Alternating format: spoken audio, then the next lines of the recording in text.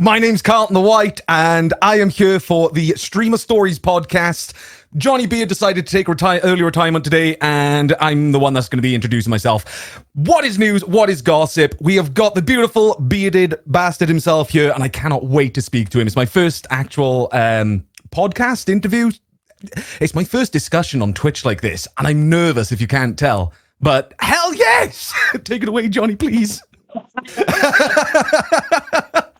That was brilliant. I didn't know. You're so good at holding your nerves, my dude. You don't look at it so awful. I am so nervous right now. Everything's shaking below. Oh, below. Well, there we go. Yeah. I was gonna. We can take it that direction. We always do. But I was about to say, in my work, we call that being a duck. That you're calm on the surface and you're paddling underneath. So there you go. Exactly. Yeah. Exactly. You're very good at that. And if we go over to my Fansly link, you'll be able to see what it looks like from underneath. Oh, that's for Dick. So that's what you put in a stream deck. I mean, deck.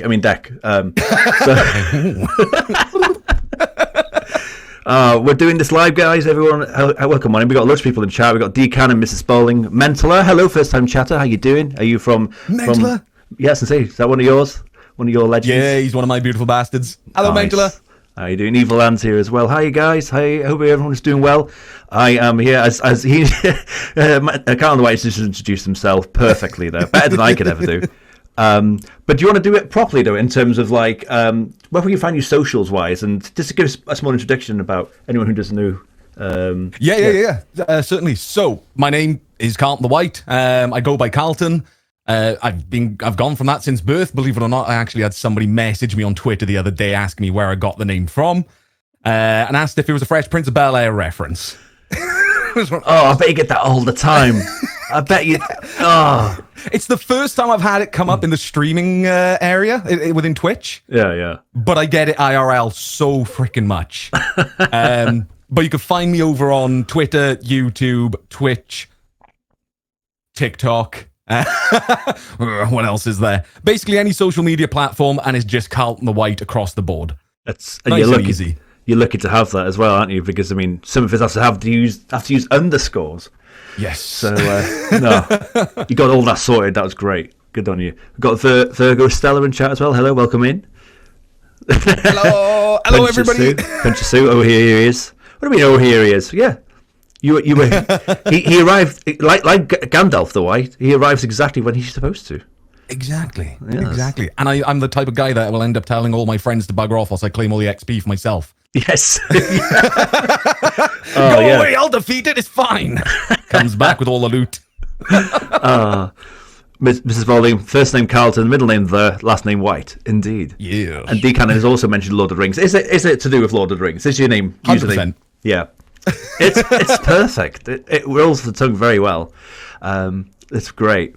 All right, so that's now, isn't it? So you're playing you got all these socials. Carlton the White's now, but Mini Carlton. I mean, yes. I'm not even going to guess your age because no matter what age you tell me, you always look 22. So you're a babe. You're an absolute babe.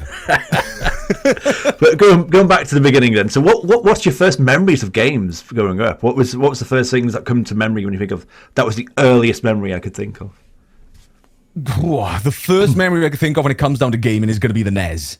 Okay. The Nintendo Entertainment System, and the gun that it came with as well. Oh, okay. The grey. It's grey, isn't it? Yeah. Like a little grey little GAT kind of style gun with a massive glass lens at the end. And I remember my dad was so careful about me using it because he didn't want me to break it, obviously.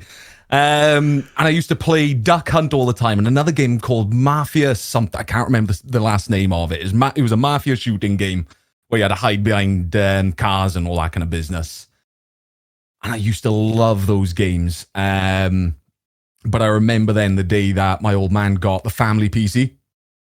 Okay, and the first ever game that I got to play on that was Pandemonium. Okay. Oh, that rings a bell. Tell me about it. I think it's a semi 3D side scroller where you play as a male and female protagonist. One is a Joker, the other one is I think she's more like a bit of a witch. She's magically inclined. And you're trying to stop the world from being ended by this big giant glob that's come out of another universe to just eat everything, essentially. Okay. And everything becomes pandemonium. In the title. I played that game to death. I thought it rang a bell, but that doesn't sound familiar now you mentioned it. But fair play. Evil Ancestor Nez Snapper. The Nez Zapper. The Nez Zapper, yes. The Nez Snapper is something else, so we won't go there. So you went for PC very early then? So, well, yes and no. So that was my first experience of PC. I didn't last that long with PC, unfortunately. So I remember playing a few games on there. Do you remember the old snowboard game? It was like a 2D game. You're literally snowboarding down a mountain, and then out of nowhere, a Yeti will come and eat you. That sounds great. It was the most jank 2D game ever. It was within the god tier of pinball, the old pinball arcade and Minesweeper. Okay, I got you. Yeah, I get you now. And I always had that thought of, I could beat this. I can get past that damn Yeti. I can never get past it. To this day, I haven't even tried again.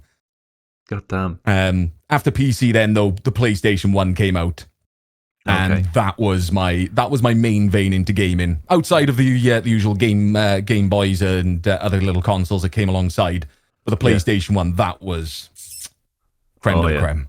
I mean, there's some good games there. We'll delve into PS1 in a minute, but let's go to Game Boy for a sec. What did you play on the Game Boy? Was it the classic Tetris, or was it Pokemon, or it tends to be one of the two? I remember having the old Tetris game. I think it was the Mario Dr. Tetris that I had. Oh yeah. But it was definitely the old Pokemon games. Pokemon Yellow, Blue, Red. Absolutely loved them. Nagged my parents as a child for a certain gift whilst I was growing up, and I think it was probably after the 11,000th time I'd asked them. They ended up they actually delivered on my birthday, and they came up with this bad boy. Yes, I remember that coming out as well. Oh my god, I never had one. I just had a purple Game Boy Color. I think my sister had the purple one. I had to use hers. When I was growing up at first. It wasn't a case of us having one each, but she had her Barbies. She didn't want to play her Game Boy anymore. So I'd end up playing on hers, or I'd go over my neighbour's house and play on his Game Boy Black and White. Remember the old Breeze Block ones? Yeah. God, yeah. Playing on one of those. Oh, well, seeing as Punch It Sue's in chat, I don't know if she's still there now, but we moved in together, obviously, when we started going out, and she showed me her old block Game Boy, and it's got teeth marks in it where she raged. I was like, what the hell's like this? You're not going to bite that. You're not going to get through. No, I know, it's just funny. Toy. There's a little scar to remind her of the good days. The rage. Yes. You can't do that with anything these days. Like, if I was to try and do that to like an Xbox controller, it'll go through. Oh yeah. They're not as strong. Yeah. I think I might have done it with Mega Drive control pads, but I don't think I ever did it with the Game Boy. In fact, I broke quite a few Mega Drive control pads in my day. So. I'm not going to try. I'm ironing it up now. I'm not going to do that. I'm going to put it away. Yes, please do that. Before I actually do that, yeah. That'll be an interesting episode. I'm easily swayed. We got Philip Roberto, Carlos White. Hello, Philip. We've got Bat Dude. The nostalgia. I completely agree. Oh, good times, man. All right, let's go to PlayStation then. So what was the first game on such an iconic console, let's be honest. So what was the first game you played on it? First game I ever played on the PlayStation, I'm pretty sure it was the demo discs. It was before we booted up any of the other games. Literally, we grabbed the demo disc, like, let's try out all these awesome games. Stuck them in, and I can't remember the name of it off the top of my head. It was, you played as a ball. And you had to go around like this 3D rudimentary map, and the tunes, it was like was it like Cooler World? I think that was it. I think it was Cooler World. Cooler World, bear with me. I think it was Cooler World, I think it was. That is it. And I love that game. It was only the demo, so I played the first couple of levels probably about 100 times before I finally gave up and booted up. It was either Tomb Raider, the first one, or Area 51. which came with the purple gun, the purple console gun. Because I was really into the shooting ones after playing the Mafia game on NES. So my old man picked that up for me, as well as Time Crisis.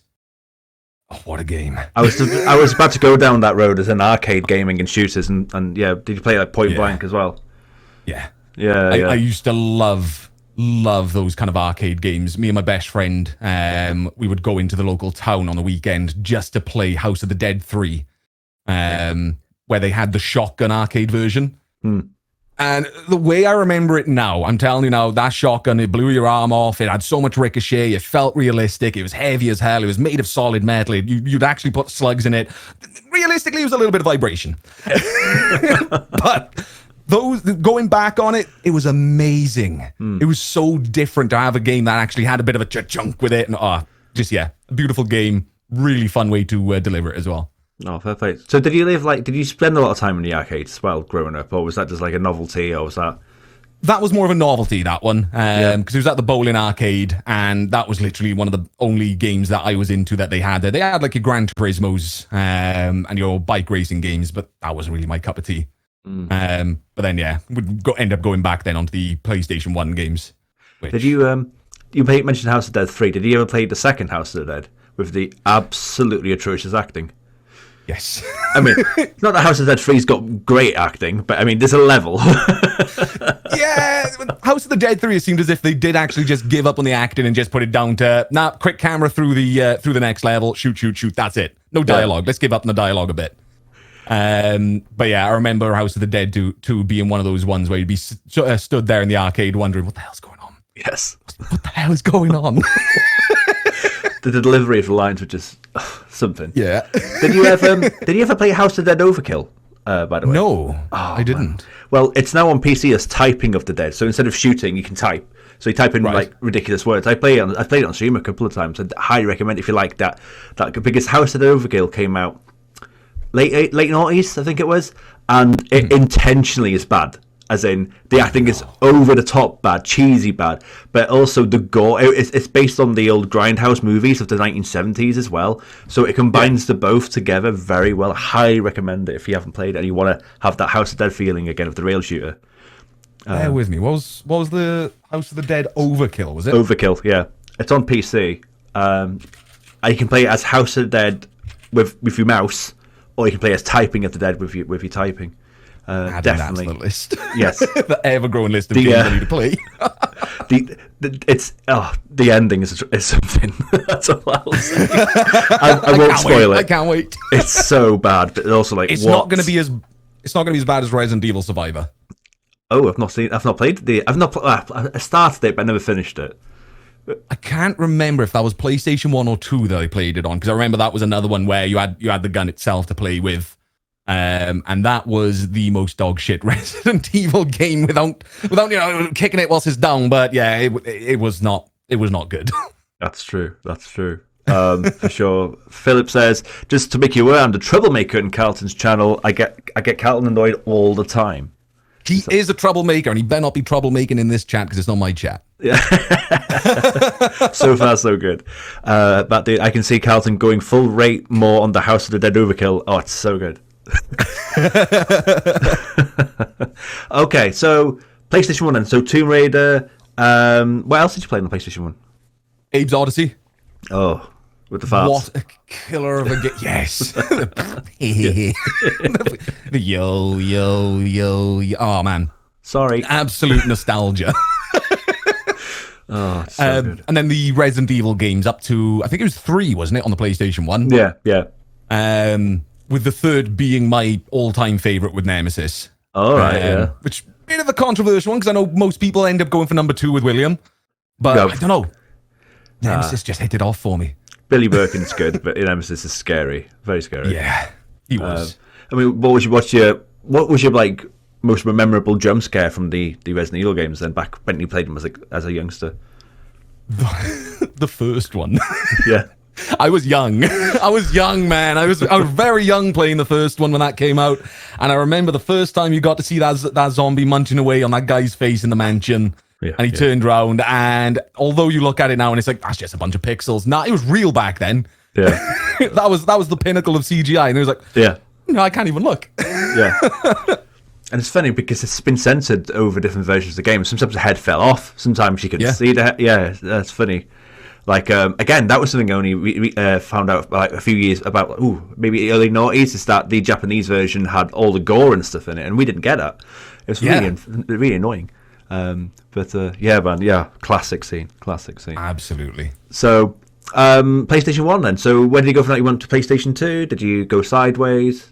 So from the PlayStation 1, we ended up going for the PlayStation 2. I never touched, or at least, I didn't own the Xbox, the original Xbox.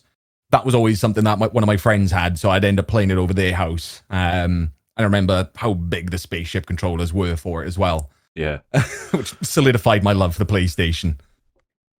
Yeah. So, PlayStation 2 titles that come to mind. Did you continue Resident Evil? Did you take a different turn? I continued Resident Evil on the PlayStation. The most notable one that I enjoyed on PS2 was Resident Evil Outbreak. Okay, yeah. Did you play that online? I loved that one. I didn't play it online, no. That's interesting. I never got to hook the PS2 up to online. But I absolutely loved that game.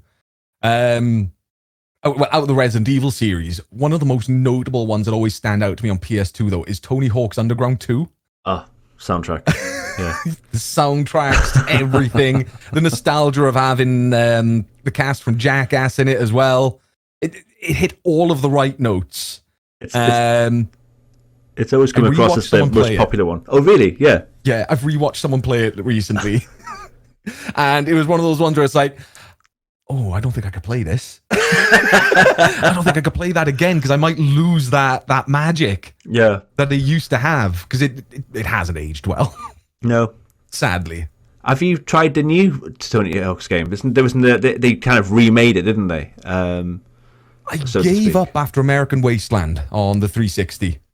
Because I think that's pretty much the moment that Tony Hawk's games ended up taking a massive nosedive. But then Skate took over. Right, yeah. I don't know if you ever played that, Skate? I haven't played it, but yeah, I know of it. Fantastic concept, because it was you'd control the board itself and do the tricks only using the thumbsticks. And I absolutely loved that. Absolutely loved it. But I feel as if that killed the Tony Hawk's franchise. Yeah, just because everyone talks about the soundtracks of those games. Like, I think that's always a problem now. If people did stream it, is just the bombardment of like copyright notices and everything. Exactly, they've got classics in those games which they will definitely end up having a strike for. Yeah, for sure. I remember as I played like a great example as well, the EA games, isn't it? Like the FIFA games or whatever. I played a lot of SSX on tour last year on stream. Every single upload onto YouTube, like, no. Yeah, nope. Rough. Absolutely rough. Oh, man. Yeah. But yeah, interesting you mentioned Outbreak, though, because again, that is known as like an online play game. I played it offline like yourself, but I couldn't get into Outbreak when it came out. I was like, oh, what's this? And it's like, oh, I didn't think it's very good. And then it was like, oh, you're supposed to play online. I didn't know that. So I never, It could have been my small brain at the time why I loved it so much. Coming to think about it, because when I'm trying to think back at what my favorite moments of Outbreak were, I can't remember. But you can't know the feeling though it gave you. So yeah. I remember loving playing that game, and I remember some of the voice lines of one of the guys who's constantly just going around going "thanks" all the time. It got to the point where I started doing it as a kid, out of nowhere, just in the living room. Thanks, saying it in that over-Americanized accent. It doesn't change much then either. When that was, I just been playing Resident Evil 5 obviously online, and just Shiva, hurry, Shiva. And one of my favourite lines says, we did it live on stream yesterday, was "Give me an egg." Give me an egg. Oh yeah, cheers. So Resident Evil dialogue never changes. Let's be honest. Oh God, no, and it shouldn't. So they've got to keep that in it. They've got 100%. So when you were growing up, do you play a lot of games with family, friends? Were you more of a solo player? What was the ratio? Would you say multiplayer versus solo playing? So from a young age, back when we had the PS1, I have very, very fond memories of sitting in the living room with my mother, my father, my sister, and my father would play Tomb Raider. And we'd watch. Yeah. We would just sit down and watch it and enjoy watching him play it. And that went all the way through to the third one. And it became like a weekly ritual. On a Thursday night, we would sit down, we'd watch him play a bit of Tomb Raider. And it's a connection that I'll never forget. Yeah. But I completely missed once it stopped. And that was all down to work purposes. My old man couldn't keep up with it, and he had to focus more on his work and all that kind of business. But I will always remember how gutted I was for that to stop. I used to love that. I used to love that connection with the family and everything. He did bring it back every now and then. He ended up playing through Skull Monkeys. Oh, right, okay. And the Armor Krog games. Now they put the shits up me, the Armor Krog games, with a claymation style. Holy nah. Those are scary, man. I was about to say that I've noticed there's a small running theme, isn't there, with horror? Because obviously you're a massive horror creator now in that respect, aren't you? So thank you. In that respect, what are your favourite horror games over the years? Don't forget about modern games. Like over the years, what are some of your favourites? It's a tough one. Horror games, in my opinion, haven't really excelled that much up until recently. Only in the last couple of years, all of a sudden, has horror games actually broken through and displayed what they can do. Mm-hmm. The older horror games, they were very, very puzzle-based. Resident Evil, that would have been classed like the pinnacle of a horror game. Mm-hmm. Yeah. Don't get me wrong. Scary game. But I wouldn't put it down as what today's horror genre is, where you have more of the jump scares, more of the actual thriller sense from them. Summer of 58, for example, one of the games I've played by Amiga Games. Wow. Yeah. It's in my top 3 for a reason. The atmosphere of the game, everything. It got to a point my nerves were shot. I could hear something in the next room. I'd shit myself. And I love that. That's what I'm after in a horror game. I didn't play that many horror-based games growing up. It was mainly like your Grand Theft Autos, Call of Duties, your basic PlayStation games. I never really dived into horror until probably the last 2-3 years. That's interesting, isn't it? I'm gutted. I actually watched you play Summer of 58. I don't think I was following you at that point. I don't think we were. It was early on. Yeah, I watched a lot of people play that, but I missed yours. I'm gutted now. Do you have a VOD? I should have saved the VOD. I should have. I didn't. Hindsight. I mean, yeah, Summer of 58 was. Yeah, I agree. It's one of the best indie horrors. Like, yeah, wow. Incredible. I mean, what my favourite from last year had to be Mortuary Assistant. I don't know what your thoughts were on that, but oh god damn, that was so scary for me. Like, yeah. For me, what I loved about Mortuary Assistant, and I don't think any of the really game, and you can tell me differently because you're way more advanced when it comes to horror game knowledge than I am nowadays, especially with the indie scene. But it's so quick with its jump scares, and it's so spontaneous. There's like probably about 80 to 100 different jump scares in that game, and they all happen. You can literally turn around and there's one there. And it's whereas in most things are scripted, aren't they? Yeah. They follow a certain path, whereas in Mortuary System doesn't do that. It drops it on you. Exactly. And, it's those subtle ones.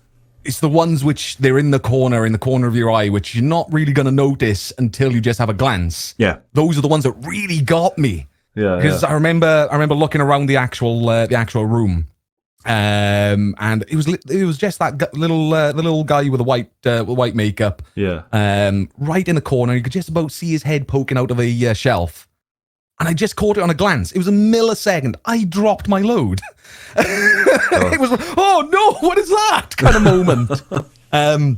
But on Mortuary Assistant, that is a game of passion. The guy who developed that, he put so much time into actually learning about a mortuary environment. So I don't know if you've seen the reference pictures. So he put up a series of reference pictures of mortuary workrooms. That he based what he's built on, and it looks exactly the same. The way that he's built absolutely everything. He learned how embalming and all that actually works to make sure that he's not over imagining on things and to try and bring it to that realism. Like he really went all ham on that, and I thoroughly hats off to the guy. For sure, he's still working on it now, isn't he? He's still working on the game now. Like he's put so much effort into that game. D-Mac's dropped by. 2 smexy Welshmen on my screen. Hi, D-Mac. The Moist Mac himself. The Moist Mac. Also been on this podcast. Check his episode out, guys, if you haven't. Is any of her favorite video game stories growing up you haven't mentioned? I mean, the dad ones are beautiful. I can resonate with that with my son. So that one was the one that really I always hold close to my heart. After that, then it was very much more solo gaming, gaming on my own, until I started getting back into PC gaming. And I remember meeting a friend out in town, nothing to do with my school. It was on a whim that we met each other and we ended up talking online. It was before I actually had a PC capable of gaming properly, so the newer titles. So we'd end up going to a gaming cafe called Crossfire in Swansea, and we would spend hours there. They'd have lock-ins, right? 7 p.m. till 7 a.m. Doors are locked. That's all they had to buy were Haribo energy drinks and crisps. Wow. And you just spend the entire time playing games like WoW, CS Source, anything that they had preloaded on their Steam accounts, you had access to. Nice. And we spent so much time playing those, and I miss that. I miss that real connection, that in-person connection that I used to get from that. It's something that I would say that people our age, because we're old now, we're the old people. We could do the back in my day now. Back in my day, PC gaming. You actually did it whilst you were sat next to someone. Yes. Again, you had sometimes you had to put the cloth over your half of the screen, and then you'd go underneath and see the bottom half of the screen. Back in those days. Yeah. Or you'd have one big screen, and you'd end up using cardboard cutouts to try and get a division on the split screen, so nobody could see what you're doing. Oh yeah, totally. Those were the days. Yeah, get your ass whooped because you left sticky tape on the TV. Oh god damn! Sorry, just been raided by the amazing Brutal Sue. Thank you so much for the raid, no Brutal Sue. Another person's been on the podcast. Check her episode out. Padgett, thanks for the biddies as well, Brutal Sue. Hi everyone. With CarltonTheWhite live on Streamer Stories. Thanks so much for dropping by. Hope everyone's well.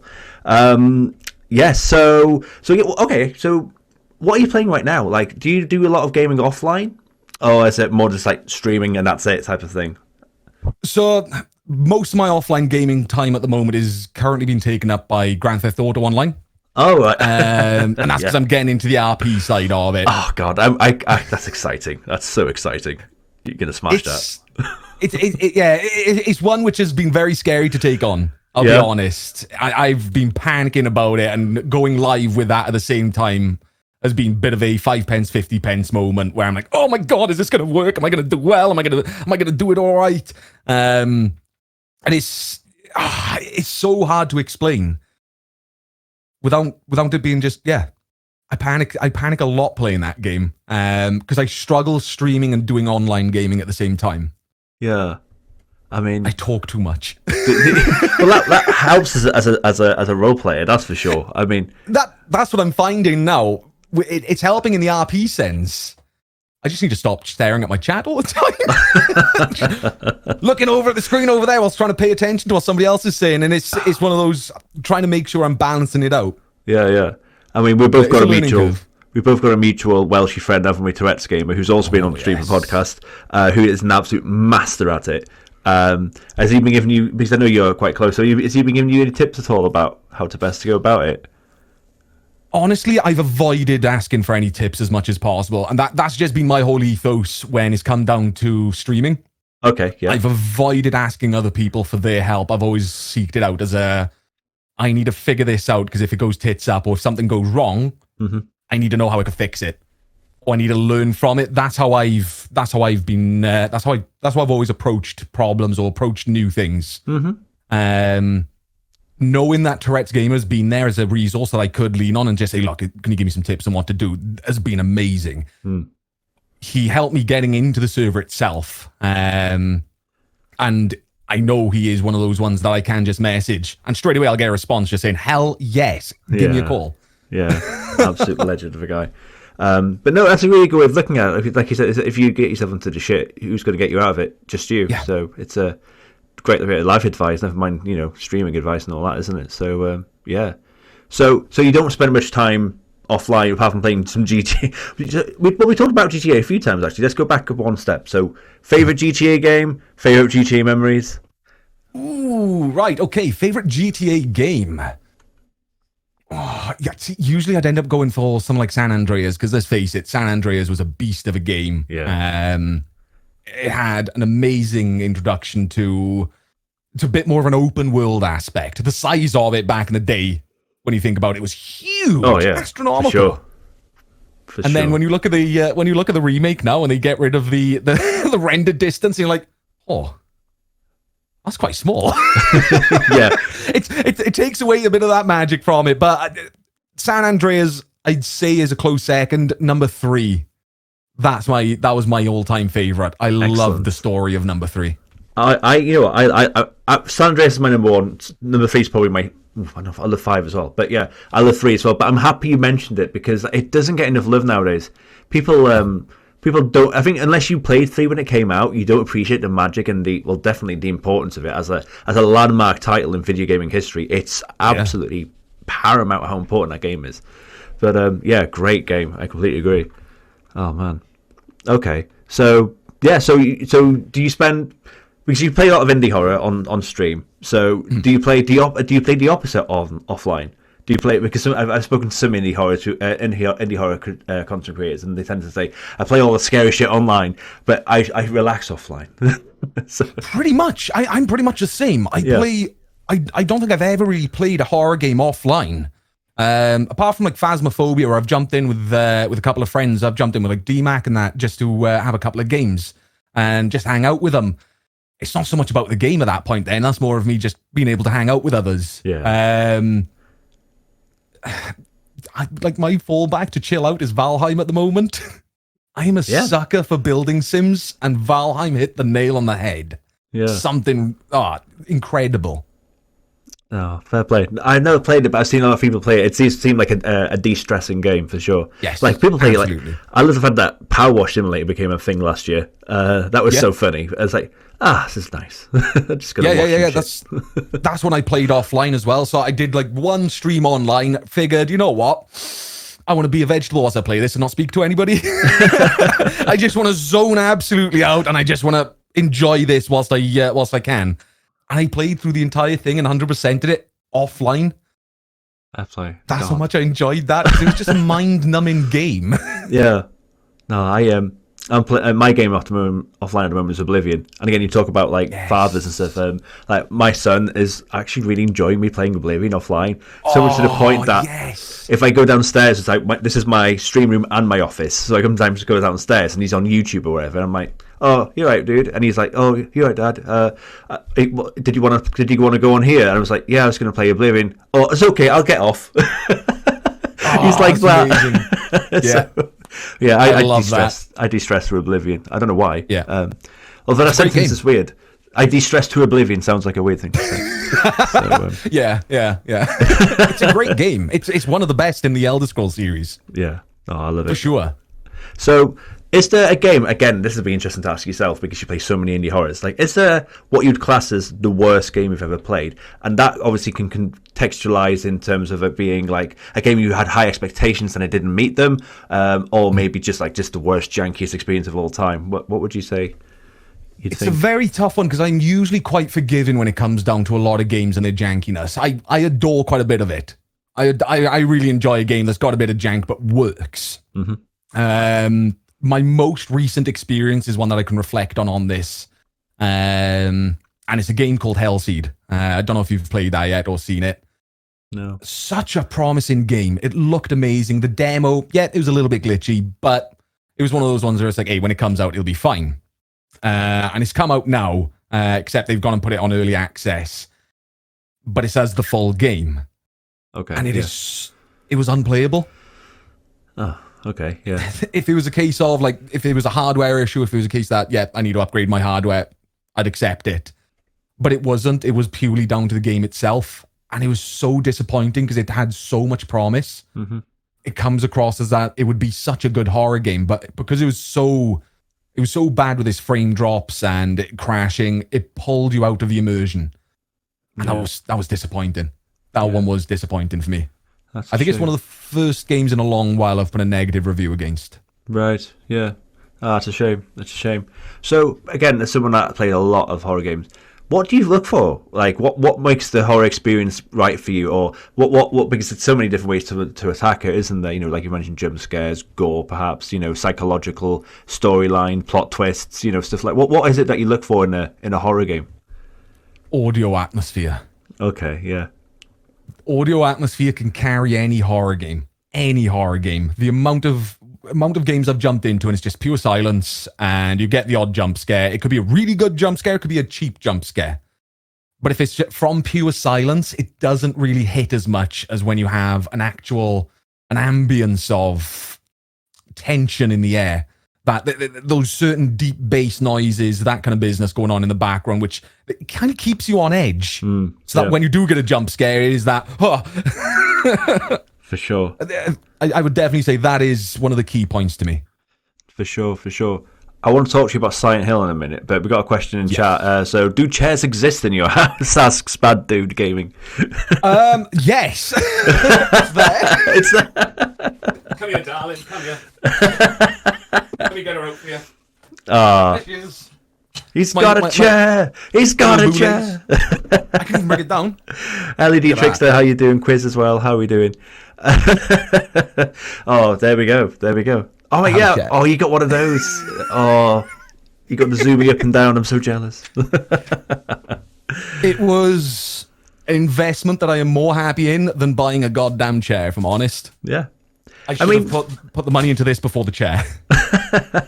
But fair play, yeah, so it's a standing desk you got, isn't it? So yeah, it's cool. It's so cool, and again, it's so good for posture. So you preferred that, obviously. I didn't expect to. Yeah.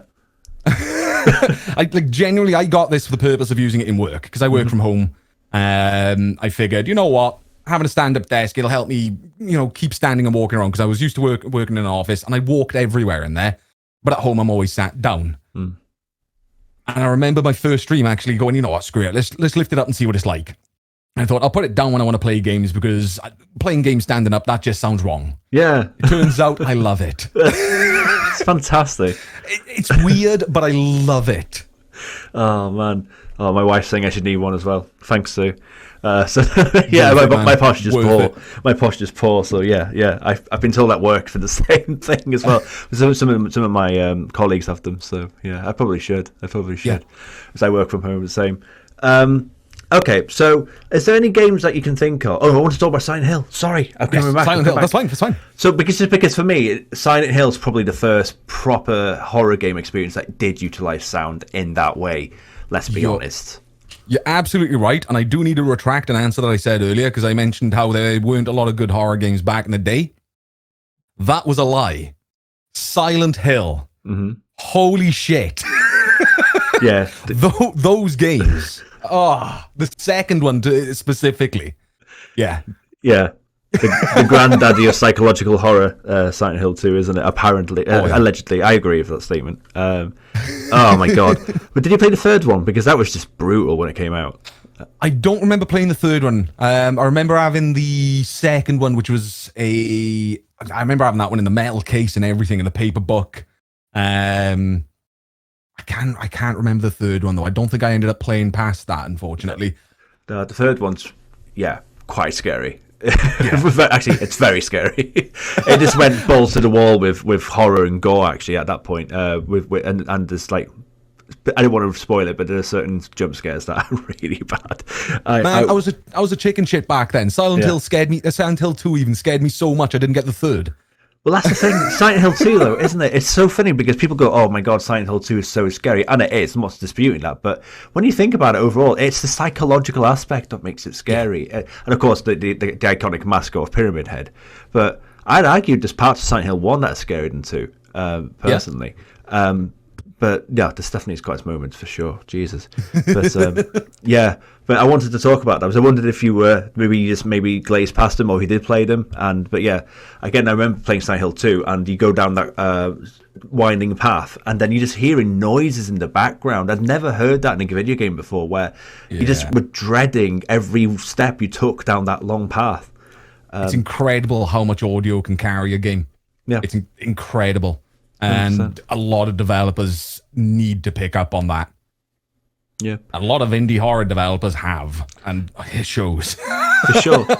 And again, we're using these things, by the way. I hate headphones. But like, that is different. Like, you're listening to sounds in a game through these than through a speaker. It's like, it's completely different dynamic, isn't it? Yeah. I'm addicted to wearing headphones now. Yeah. I've always got headphones on. I've got very sensitive ears.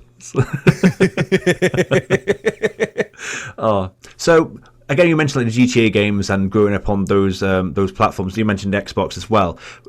Did you ever play games for like achievements, trophy hunting? Did you do anything like do you platinum games? Back in the 360 days, because obviously that's when they started introducing achievements in the console region, and I loved that.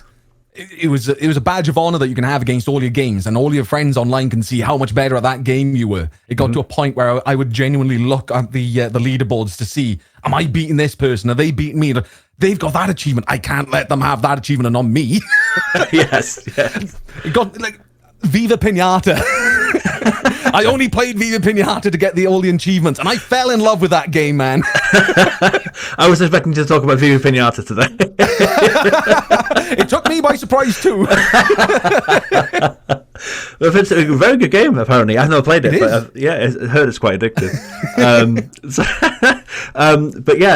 But you mentioned that as well. Like, I've got the Xbox Series S. I've not got the best one. I've got the cheaper one.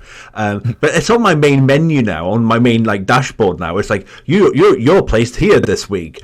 Go get these amount of achiever points to catch up to XYZ person. I'm like, all right, I just want to play a game. Yeah. I'd say the novelty has worn off. It's not as good as it used to be. No. Obviously, my Xbox reminds me as well every now and then. But it's one of those ones where it's like, I don't care anymore. Yeah. I'm not after those. You get that serotonin boost when you hear that bloop, bloop, and you get an achievement. But it's only for a little second now. It doesn't hit as well as it used to for me. But that's where I can appreciate then PS5. Not PS5, PlayStation in general, where they came in with platinum trophies. Yeah. Now that's something Microsoft should have picked up from the start and said, you know what? If you complete every achievement, you get a king achievement. You get the top dollar to say you've done it. Yeah. They didn't have that, and I think that's where I started to fall off with it. Where it's a bit of there's no real sense of achieving anymore. They start throwing in stupidly easy achievements. King Kong, press pause. Yes, load the game up. Yeah. Congratulations, you learned how to shoot a gun in a shooting game. Wow. It's crazy the level of difference you can get like between the easiest achievements and the painstakingly difficult ones. Like again, one of my favorite stories on Stream of Stories that I had a shout out to a streamer, a YouTuber called Ragebox.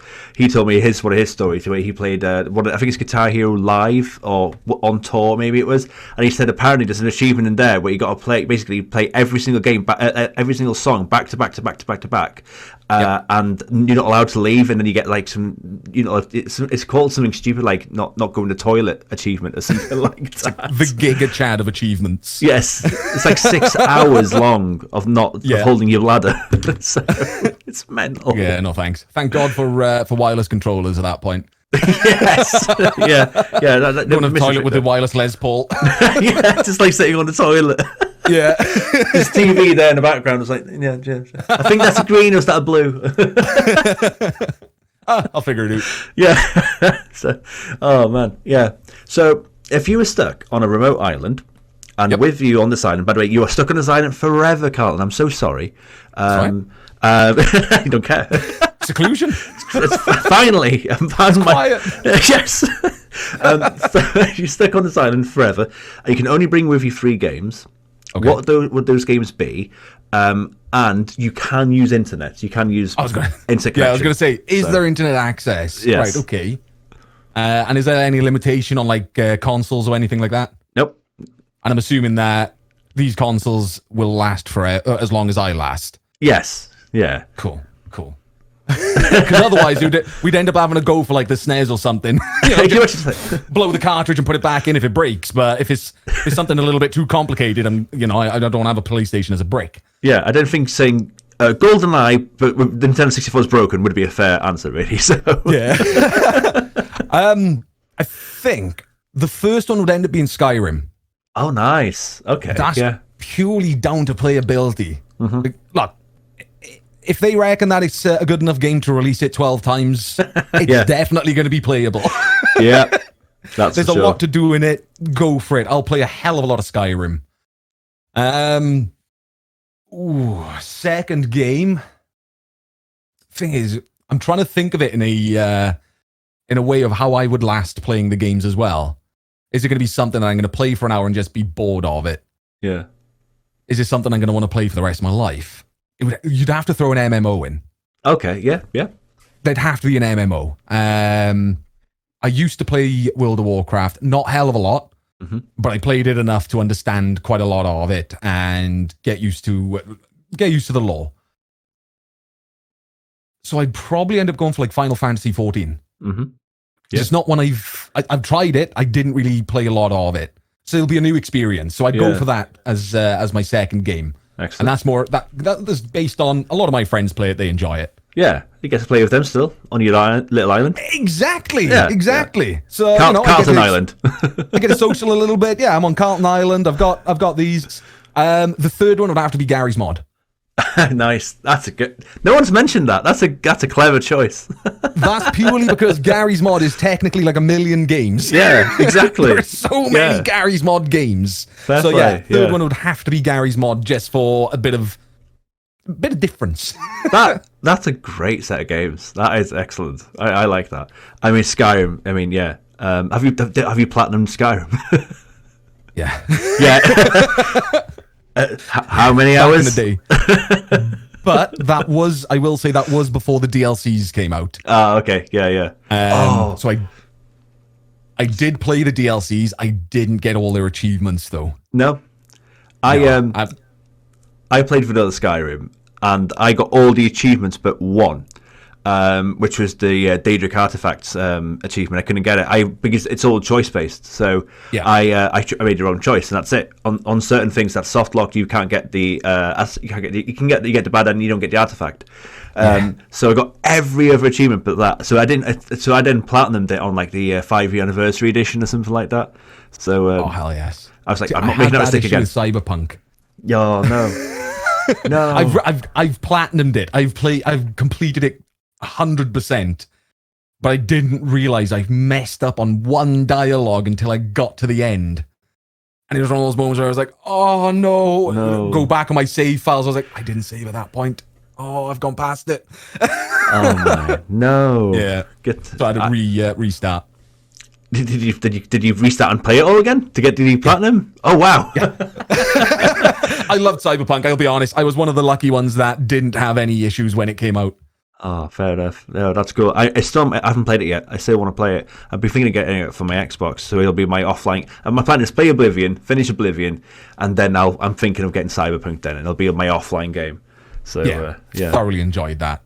No, good stuff. Good stuff. I think the main reason I enjoyed that game as well was because I didn't ride the hype train.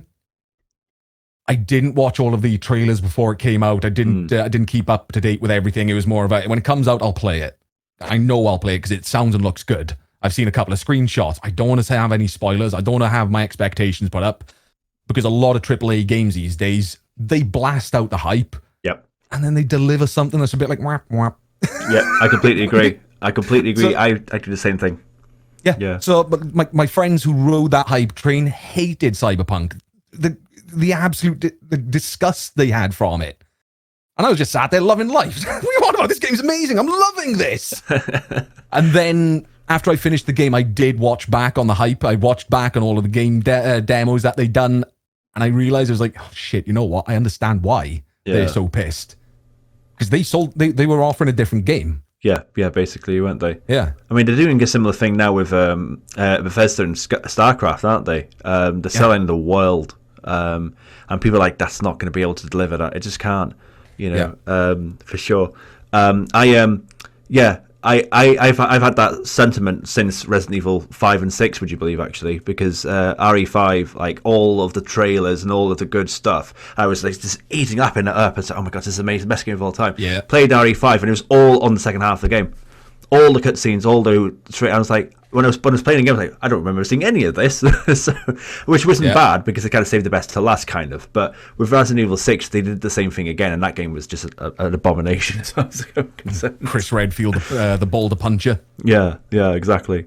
So I have a similar sentiment. Since then, I've been like, right, that's it. I'm not doing that anymore. I might watch maybe 1 or 2 trailers. But I've even started doing the same with films now. Films, they end up showing way too much in their trailers. You don't have to see the film anymore half the time. Yeah. Once you've seen the trailer. Yeah. Exactly. So, how did you think about streaming? And so tell us about the moments that led you towards like the first stream. So what was that process like, and what led to that decision that you made? And then, what was that experience? What happened? So I knew from early on. I say early on. I knew from about 4 years ago I wanted to start streaming at some point. It was one of those ones where I was like, you know what, I want to give it a shot. I didn't watch a lot of streamers. I wasn't massive in that space. I didn't really enjoy watching a lot of streamers at that point. My friend then, Tom, he was playing on Discord a lot. And he also ended up streaming the horror games he was playing on Discord, so like Cry of Fear. And used to love watching it. And that was my introduction then into why people enjoy watching streamers. Mm-hmm. It was that personable approach to it. It was, instead of me sitting down and watching, for example, Asmongold, not being able to interact with that person, but just watch them play a game, that wasn't my cup of tea. I wanted to be able to actually interact with the person whilst they're playing and see how they react to the game itself as well. And that at that point, it was a bit of a, you know what, I'd love to give this a whack. So Tom went off and started doing streaming himself on Twitch. And that was an exciting moment then, because it was one of those like, all right, I'll watch my friend dip his toe in the pool first, check the temperature out, and if he thinks it's warm enough, I'll jump in too. Yes. Yeah. Perfect. See how it goes for him. He's the test subject. Once he's done that, I'll jump in and he'll be fine. So that's what I did. And I think this was back in 2021, late 2021. 2021? What year are we? 2023? 2020. It was late 2020. Sorry. Okay, yeah. Around about November 2020, I first went live playing Phasmophobia, and it was playing with a content creator who was called Shiny Shinks. She no longer creates content, unfortunately, but she was my main introduction then into actually live streaming on Twitch. Her and her community, they did help me get up to affiliate early on, but they also ended up warning about the whole support for support, follow for follow kind of scenarios that go on within the scene. Yeah. They put it across as a, look, we'll help you get to affiliate. After that, it's on you. After that, you need to bring the numbers in. It's all down to you. We're just going to help you get to the point where you can start making money off of it. Sweet, cool. That sounds like a good deal to me. I ended up lasting about 4 streams. I got to affiliate and I hated every moment of it.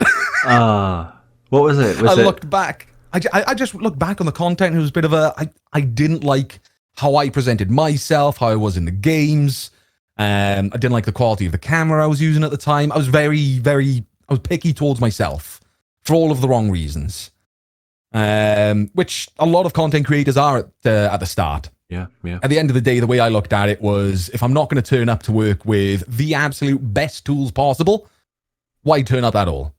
Which was a stupid ass way to look at it. I should have just gone, you know what? No, I've got some tools to work at it. It's the skills I want to work on instead. Mm-hmm. So I took a step back, ended up focusing on work. At that time as well, I was struggling with the work pattern I was on.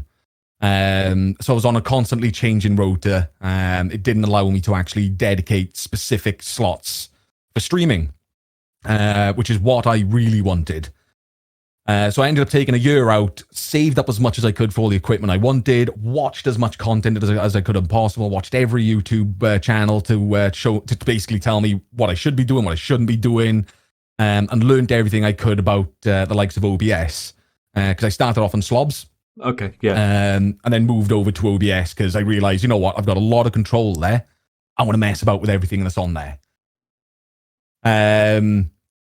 Once that had all blown over and I got into my new role then, which was a 9-to-5 job as a project manager, that's when I was like, you know what, that was my chance to go for it. Just go live. So November 2021. Yeah. Yeah, November 21. That's when I first went live playing Halo Infinite. Okay, yeah. Interesting. I enjoyed playing Halo Infinite online. I wasn't going to play the story. It was literally just to watch me go shoot guns. And I thoroughly enjoyed that at the start. But I soon realized I was like, you know what, first-person shooters aren't for me whilst I'm streaming.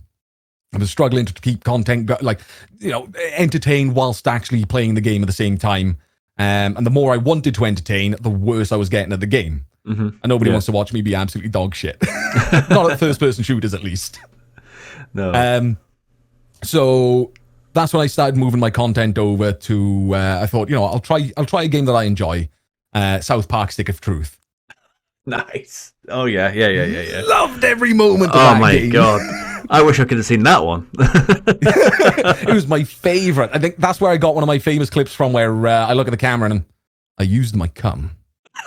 And that was a story based on women now used to come up to me and always touch my mustache without asking. Oh, really? Oh, okay. Yeah. Makes sense. So I used to work in a pub. I had a beard down to about there. Nice. I'd always have my mustache curled up, and I would always have women come up to me then and just grab it without asking. Start grabbing it, feeling it. Oh my God, how do you do that? How do you get it so stiff and hard? And it started to get annoying because sometimes they'd come up and they'd touch it and you could smell a bit of urine on their hands. Oh dear. Some of them weren't very clean. No. Okay. Yeah. It was one I was like, you know what? No, I'm fed up with this shit. And one of them ended up doing it. I looked her dead in the eye, and that's when I said, I used my cum. And the look of horror on her face as she started stepping. You'll ask before you do that next time. How would you feel if I just went, on you kind of thing? It's not right. You don't go touching people like that. I'm sure you probably had people go to grab the beard. Oh, 100%. Yeah. It's so annoying. It is. Yeah. Well, I was about to say, I was about to say, I suppose the advantage over me with you in that respect of the beard versus the moustache is that I don't smell the weed down here. Yeah. Exactly, yeah. But it's a nice validation when somebody compliments your facial hair or, points out, look, that's a really nice beard, man. That's gorgeous. That's a really nice mustache. You've worked well on that. And then it's another where they don't even do anything. They just grab it. Yes, for sure. Oh. Yo, hands off the goods. Hi, Bloodshed. Bloodshed says there's something about Carlton. Hello, Bloodshed. I ain't never going to viv you up as well. Oh, man, yeah. So I want to backtrack a second, though, because you said something very interesting. I like what you said before, though, about the community that you were a part of right back at the beginning, saying, we're going to help you get to affiliate, but the rest, that's on you. I think that's cracking advice, can I just say? The best advice. No, not many communities do that. I think that's brilliant. Like, again, one thing that has resonated with me throughout my entire streaming career, if we can call it that at this point, through my streaming experience. There we go. Your journey. That's the one thing that's really stuck with me. Is we'll get you to where you need to be, but you need to go bring those numbers in. That's on you. Yeah, 100%. And it's the truest thing. It is true as hell. I'm gutted that she doesn't create anymore. No, that's some great advice. Like for instance, we've got we'll plug it properly in a minute as well. But the Welsh charity stream coming up, we got a newly started streamer in there. That I just posted, like, guys, can you just get following this person, please? Yeah. Let's try get them to that 50 follower number, and I don't think they'll get that just through us, but it's a bit of a push, isn't it? But yeah, it's on them, it's on you, it's on me, it's on everyone, isn't it? It's setting the right expectations from the start, which is essential when it comes down to streaming. Is having the right expectations. You can't expect people to come in. You can't expect communities to all of a sudden flock to you because you've gone live and you think that you're entertaining. You have to work on that. That's your grind. You have to bring those numbers in, and you need to keep them in. Mm-hmm. It's one thing going into a community and then all of a sudden everybody's like, you know what? Yeah, we'll all check you out, but you got to try and keep them there. They'll check you out. They'll watch you for 5 minutes and they'll either tab you up and leave, or they'll just go watch someone else or something. Yeah, for sure. It's up to you then to hook them in, give them a reason to want to stay. I completely agree. So I think so we talked about the first streams. What about your favourite stream memories? What are your favourite memories, favourite games, favourite community moments? I mean, your streams, anyone who hasn't followed Carlton by now needs to. Carlton streams are just a one-of-a-kind of experience, I think, to be honest with you. So yeah, tell us about your favourite moments. Oh, it's a difficult one. You got a lot of difficult questions, man. I should have taken that question sheet first. Damn it! Right. So there's a lot. There is a lot to unpack on that one. One which stands out straight away is when a junior school friend came into my chat. Okay. This is so we were friends in junior school, comprehensive. We kind of drifted apart. We went our own separate ways. He was a very, very smart, talented lad, and I was a bit of a little shit. I wanted to party and have fun. He wanted to do maths and commit to science, kind of thing. Fair enough. Yeah. And he came into my chat out of the blue. It was when I was like, "Do you know who I am?" I have no idea. Used to be in junior school together. All right, okay. Surname he. Holy shit! The memory started flooding back, and everything was like, "Man, how did you find me?" I was like, "I was just scrolling through, and I seen you." And he's been part of the community since. Oh, excellent! That moment in itself, it felt incredible. Yeah. To have reconnected with somebody that I haven't seen for years, to the point where we've met up IRL to go for food together and actually catch up on what we've been up to in life, and that was amazing. That was the hell of an experience, and I wouldn't have had that if it wasn't for streaming. Sure. Oh man. I mean, how many of your like friends like circle stream? Because again, like, or but maybe a better question, maybe slightly less a personal question is, I'll just mention my story. So, I'm two of my high school friends in the same year as me also stream. One of them is in our Welsh chat stream, Tegwin Music. Shout out to Tegwin Music. That's a crazy thing. He lives down south now. I live in North Wales, right? So we're both in Wales, but opposite ends. And it's so cool, but also so weird seeing someone that I've known since I was like 13 years old, you know. And we're both streamers now. It's mental. So have you got anything like that going on, do you think? One. I think it's just the one, and even then he's not streaming as much anymore. There was another friend who was streaming. Again, he's also absolutely left the scene.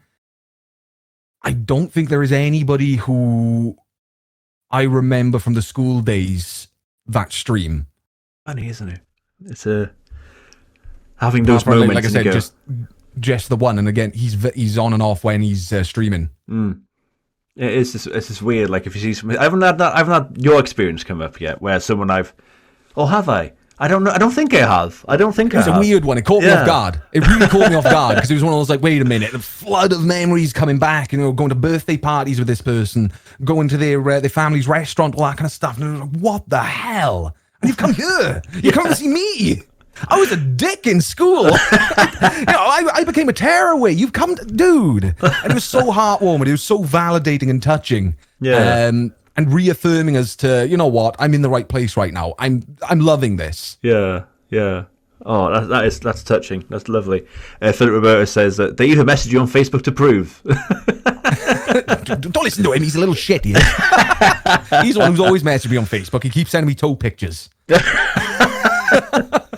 Damn. I need to start getting in your DMs more.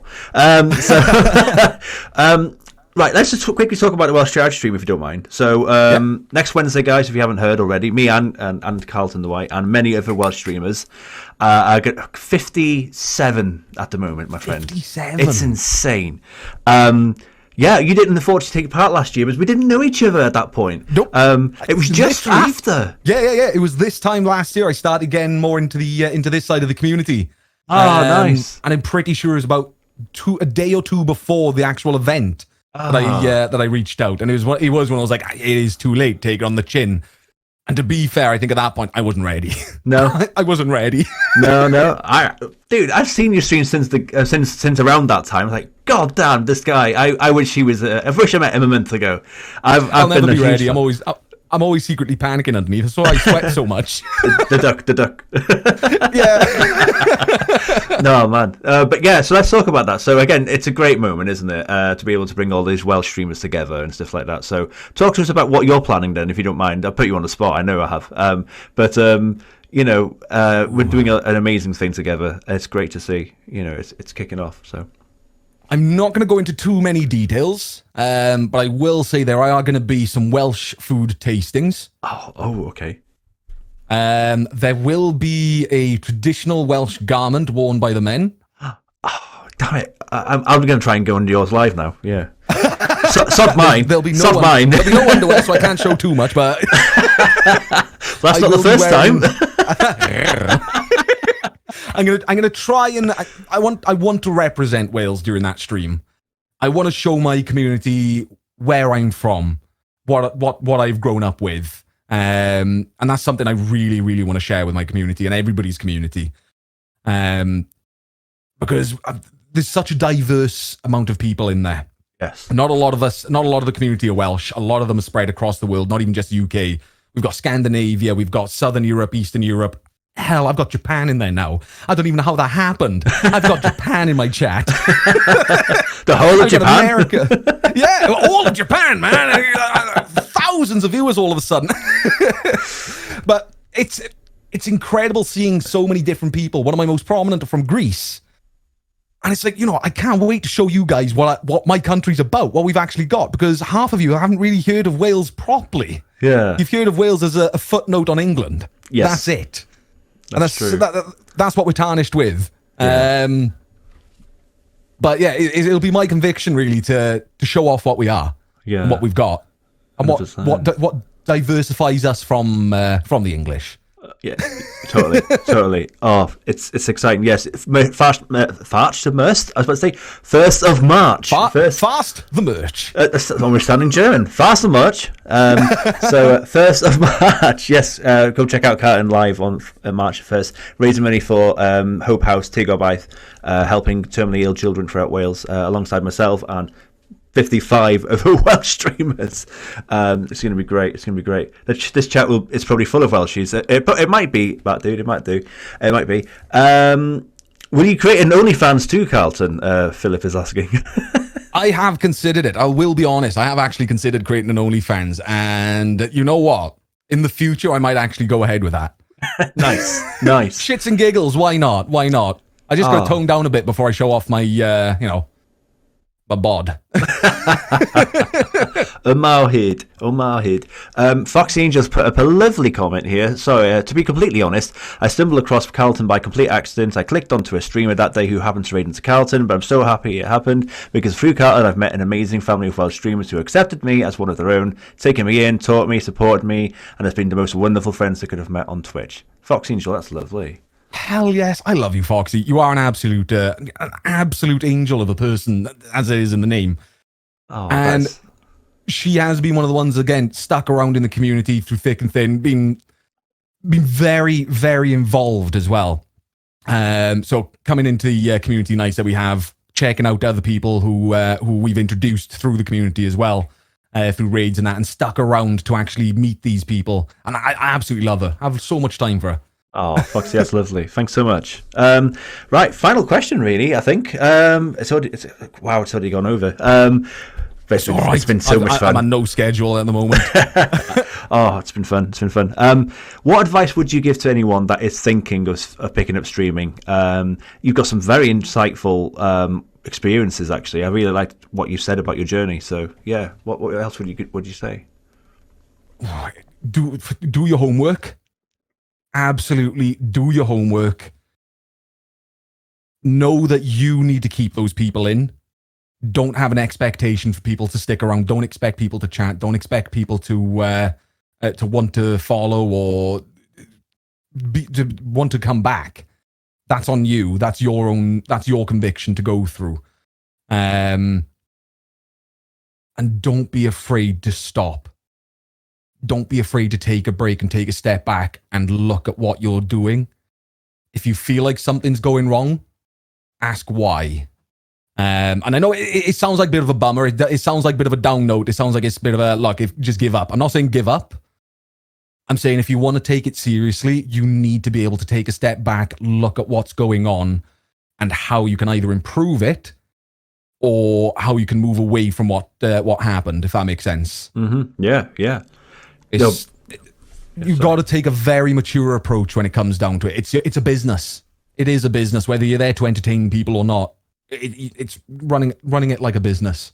No, fascinating advice. No, I agree. I agree with that. And don't burn yourself out as well. Jesus. I think that's so important. Like so many streamers we know I don't think we're not going to mention names, but we know have had that, like, I need to take a break, and you need to get your head at the game really in that respect. You don't want to get to a point where you burn out. You want to get, if you can catch it before then great, that's for sure. Yeah. You don't have to do 8-hour streams a day. You don't have to treat it like a full-time job. If anything, you'll probably find if you're streaming 12 hours every day, that's probably more of the issue, because how many times have you sat down and watched someone for 12 hours straight? Yeah. It's a lot of time. It is. No, it certainly is. Couple more quotes. There's a bloodshed. I know Carlton from when we co-modded a stream. I remember telling him like a year ago that I think he has what it takes, and I could see him doing well. And now look at him. I didn't know you in Bloodshed. I know Bloodshed through a different community, so I didn't know there was interesting connection there. I know Bloodshed through I finished a video game. The beautiful bald Bloodshed and his wonderful partner Megan as well. Oh, I don't know his partner, but Bloodshed's awesome. Yeah. Philip, I can also vouch for on Voxy. I've been a white follow for 4 months, and I've enjoyed Carlton so much. Even his sexy moments. Oh, I can agree with that. His best sound noises that he makes. I am proud to be in Carlton's channel. I have met so many friends. I've met about almost 10 friends from Carlton's, and they're all sexy legends. Love you, Carlos. You're welcome, Blood, and you're very welcome, Philip. Thank you so freaking much, dude. The kind comments are absolutely, they are heart touching, and I do really take those back with me as well. Oh, it's so good. It is definitely something that helps. For sure. It's definitely something that helps. It's so always good. Always hype each other up as well. Yes. I can see not that. Enough people hype each other up, man. You go on Twitter and everybody attacks each other. Not enough people treat each other like a king and a queen that they should. I salute that, for sure. It's so good to see your community here, man. Thanks so much to everyone for joining us. There's one more time. I know it's obvious because of your display here and what you just said, but one more time, just tell us where we can find you on social media. Certainly, my name is CarltonTheWhite. You can find me on Twitch, Instagram, Twitter, YouTube, and TikTok. All you got to do is search CarltonTheWhite, all one word. All one word. And I'll show up. And that's pretty much on everything, even on Steam. Yes. Oh, really? It's my handle on everything. There's not enough white Carltons around. That sounds wrong. Yeah, that doesn't sound right. That doesn't sound right. That's live. That's been said. I can't retract that. Oh well. It's not meant in a bad way at all. It's... No. That's not. Anyway, so facial hair. So Johnny, do you use beard oils or anything in that? Oh yeah. Yeah, I do. Yeah, I got some stuff here. I've got some butter and I got some oil. Yeah, got them as redeems, mate. Yeah, Fable beards, baby. Fable beards. Yes, I'm not affiliated with oil. I was affiliated with it, but I'm not anymore. But yeah, good stuff though. Good stuff. But yeah, hell yes. Beard brush. Yeah. Fun fact for you. Oh yeah. Guess what I use to get my mustache up? You gonna tell us again? No, it's not. It is white and sticky, but it's not that. Okay. What is it? Pritt stick. Oh, I think you've told me this. I think we talked about this when we met in Cardiff. So again, yeah. We've met me in Carlton. I think you. God damn! Well, no wonder it's very hard. That's for sure. It's got to keep up with me chatting so much because I waffle on. No, a bit of a waffler. I love it. I do love it. We have to finish the podcast bit though. We can still chat afterwards, but yeah. Everyone that's watching this on YouTube, please get following Carlton, please. And everyone obviously in chat right now. If you haven't already, why not? It's been sold for you. He's amazing. So yeah, that was a lot of fun, dude. Thanks so much. Thank you, dude. Thank you so much for having me. And honestly, I've been waiting for someone to ask me to join in on one of these for so long. I'm so glad you're the one that pops my cherry. Yes, I popped the cherry. Yes. Johnny Beard popped my cherry. Yes. And I get to say that out loud now.